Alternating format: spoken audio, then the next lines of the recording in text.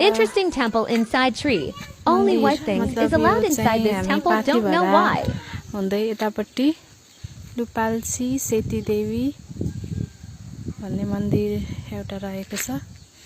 यता चाहिँ रातो के पनि चल्दैन भन्ने यताको मान्छेहरूले भन्नुभयो है। मन्दिरभित्र चाहिँ यस्तो छ, मलाई चाहिँ जाने डर लाग्यो, म चाहिँ गइनँ। यता चामलको पिठो कुटेर चढाउने रहेछ। अनि यहाँ घन्टी चढाएर राखेको रहेछ है। यसको चाहिँ कथा चाहिँ थाहा नै भएन के रहेछ राज भनेर।